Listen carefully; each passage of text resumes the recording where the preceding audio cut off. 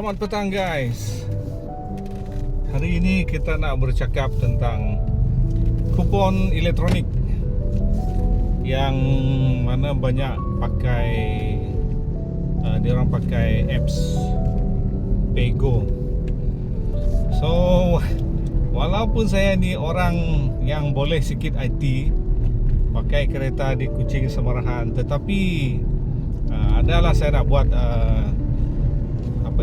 perkongsian konten tentang ini hari itu, tapi tak terbuat pula, lupa pula. Dan hari ini sekali lagi berdepan dengan hal-hal parking ini. Jadi saya bercerita sedikit, share, jadi bagi korang yang belum tahu, nak tahu, tertengok video ni, sama-sama belajar lah. Kalau nak tanya nanti komen saja di bawah tu. Okey, cerita dia bermula lah satu masa dulu waktu saya nak pergi ke pergi ke Public Gold. Pergilah. Saya memang tak pakai kupon sebab selalunya amat jarang lah untuk pergi ke Kuching, ke kawasan-kawasan yang parking kupon pada waktu kerja. Selalunya pergi hujung minggu. Jadi bila hujung minggu tak ada lah dikenakan bayaran parking macam tu kan. So saya pergilah waktu tu hari Jumaat. Pergi ke pondok kupon. Saya tengok tutup. Aduh, tengok tutup guys.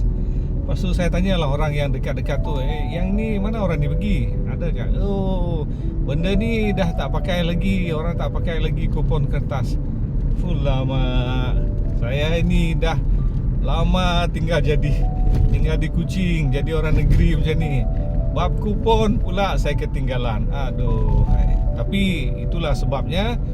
Sebab saya tidak pergi ke Kuching ataupun kawasan yang berparking waktu hari bekerja. Selalunya hujung minggu. Itu sebab utama dia. So diberitahulah, habis macam mana nak bayar kupon? Macam mana nak bayar parking, saya tanya. Oh, you buka apps apa? Apps Paygo.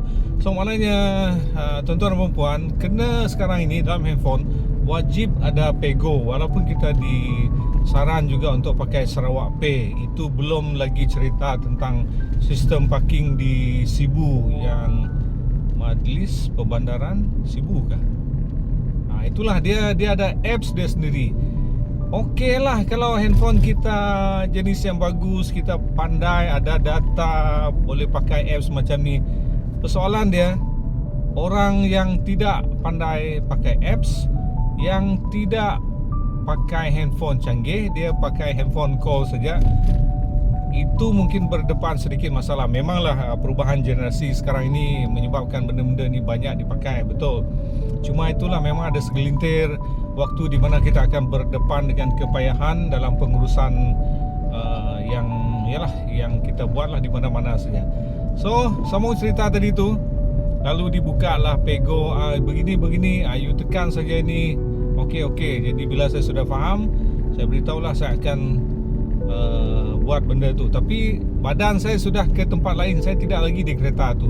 Lalu saya terfikir-fikir sampai di Public Gold, sampai tunggu urusan tu. Saya tanyalah dia punya security tu. Tanya juga, bang, macam mana ni bang? Macam mana orang tahu tu saya parking di situ? Kan ini first time juga. Macam mana dia tahu saya bayar ke tak bayar? Macam mana saya nak? Banyaklah macam mana ada, geng. So dia ajar sedikit, tak apa, you klik saja dekat parking tu. Bagus itu pakai area. Jadi saya pilih dah area itu. Persoalan dia lagi, kita nak berapa lama? 30 minit. Ui, bahaya juga besi tu jatuh di ni. Boleh pecah tayar. Itu iklan sekejap. Jadi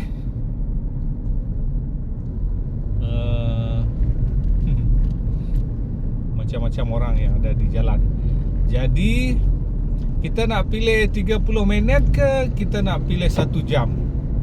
Macam dulu-dulu lah, kita nak bayar 30 minit ke 1 jam. Jadi di situ juga saya ambil lah 1 jam tu untuk lebih selamat. Saya fikir macam tu, ambil 1 jam. Lepas tu di situ pula saya ada tengok auto apakah dah lupa pula saya. Auto dia sambung lah.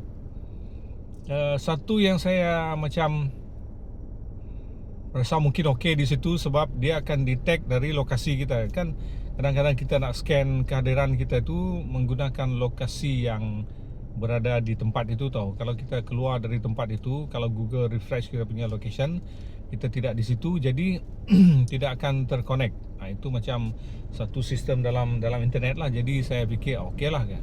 So saya pilih lah auto bayar lah, maksudnya takut saya mungkin dari 1 jam ke 1,5 jam. Jadi saya pilih auto bayar. Lalu persoalan dia juga, lepas saya habis urusan tu saya nak keluar, adakah saya perlu stop ataupun biarkan dia? Kalau saya biarkan, dia akan auto potong pula. Jadi saya cuba stop. Okey, settle di situ. Tapi masihlah terfikir-fikir, macam mana mereka ini nak detect saya punya kereta? Sebab masa itu saya tidak melihat orang bekerja. Kan dulu tu biasa orang pakai payung kan, pakai payung dengan kertas di tangan. Kita dah tahu tu. So hari ini barulah saya tengok orang yang uruskan parking kita ini. Dia bawa macam satu top up mesin tu lah. Ya, top up mesin itu yang dia pegang dan dia mula snap. Jadi di situlah saya fikir, oh mesti mereka ini yang sedang mau detect saya punya kereta. Jadi dia snap.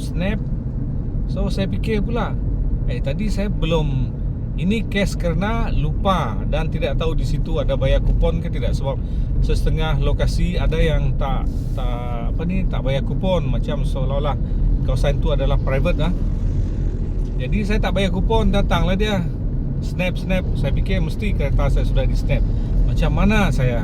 So kebetulan dia limpas kawasan saya tanya dia.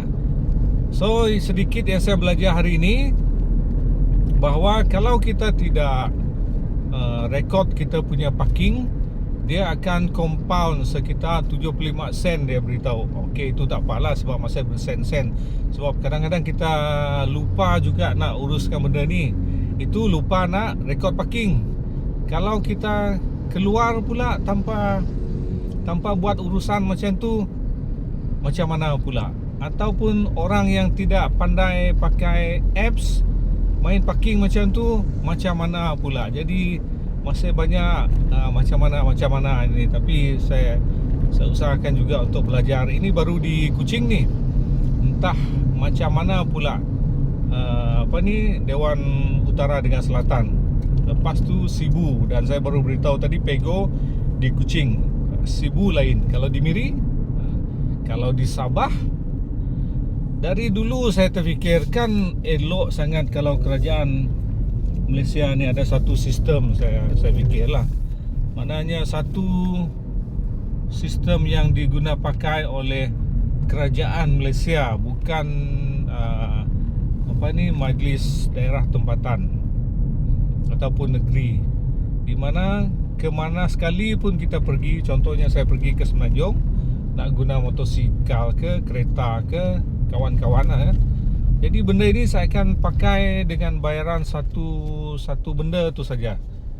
Maksud saya, dia pergilah, tetapi lokasi itu nanti dia akan auto masuk ke pembayaran ke negeri-negeri dan kawasan-kawasan, dipecahkan begitu. Itu yang saya fikirkan. Tak tahu mudah ke tidak dibuat itu. Tapi ke arah pembaikan, Pego ini sudah mula digunakan. Tapi itulah, kita kena alert juga. Utara dengan Selatan Kuching macam mana. Dan rupa-rupanya Sibu lain, Bintulu sama dengan, kalau ditanya dengan Seri Aman, kalau ditanya pula di entah di Kapit belum ada lah, ataupun kawasan-kawasan yang sudah ala-ala bandar begitu, bagaimana dengan sistem parking mereka. So inilah dia sistem parking ini. Jadi ini sedikit input untuk korang dengar. Kalau tahu tu baguslah, kalau tidak tahu mungkin boleh bersedia dengan ni, khususnya bagi kita yang tidak pergi ke Kuching ataupun bandar-bandar yang ada mengenakan charge parking tau. Baik dia sebab tidak menggunakan kupon lah. Dulu pakai kupon lagilah teruk lah. Kita nak kena cari dia punya pondok. Cari pondok pula tak ada orang. Dan lepas tu kita bukannya memang berada di situ lama, itu hanya singgah saja. Contohnya dari Kuching nak ke Miri, singgah nak minum, tahu-tahu kena bayar parking. Tak bayar parking pula susah. Nanti nak bayar pun bukan orang cek. Jadi banyaklah perkiraan di situ. Sebab itu saya mula memikir tadi kan elok, bagus kalau satu sistem diguna pakai untuk semua. Itu yang saya fikir. So, okay guys, sedikit input untuk kita. Jadi macam mana penerimaan kita untuk benda ni? Tak tahulah, mungkin masing-masing ada pengalaman juga. Harap-harap semuanya tetap berusaha lah ke arah belajar sesuatu dan memudahkan urusan kita. So, apa-apa, thank you tonton video ini, video informasi macam mana nak parking, sistem parking, dan kita belajar bersama-sama. Sambil kita drive, sambil kita nak buat urusan kita, kita buat konten. Thank you guys.